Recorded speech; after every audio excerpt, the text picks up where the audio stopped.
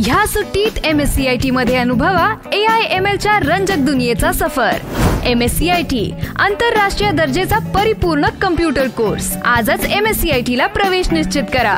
MSCIT course powered by AI।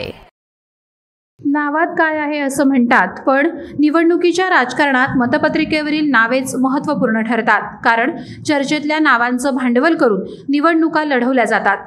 रायगडकरांना सध्या याचाच प्रत्यय येतोय।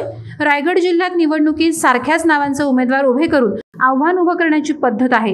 हीच पद्धत यावेळी देखील वापरण्यात आली आहे। आता 2024ला रायगड लोकसभा मतदारसंघातून अनंत गीते नावाचे 3 उमेदवार रिंगणात उतरलेत। महाविकास आघाडीचे उमेदवार अनंत गीते यांच्याच नावाचे तब्बल 2 डमी उमेदवार उभे राहिल्याने मतविभाजनाचा मोठा धोका निर्माण झालाय। नामसाधर्म्य असलेले उमेदवार उभे करायचे आणि विरोधकांच्या मतांचं विभाजन करून त्यांची कोंडी करायची अशी खेळी विरोधकांकडून खेळण्यात आली आहे। विरोधकांनी अनंत पद्मा गीते आणि अनंत बाळूजी गीते नामक 2 अपक्ष उमेदवार निवडणूक रिंगणात उतरवले आहेत।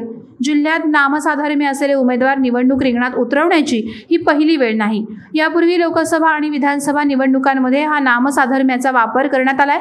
याची मोठी किंमत तटकरेंना चुकवावी लागली होती। 2014 साली विद्यमान खासदार सुनील तटकरे यांचा पराभव डमी उमेदवारामुळेच झाला होता। सुनील तटकरे नामसाधर्म्य असलेल्या उमेदवाराला 9,849 मतं पडल्याने तटकरे यांचा अवघ्या 2,000 मतांनी पराभव झाला होता।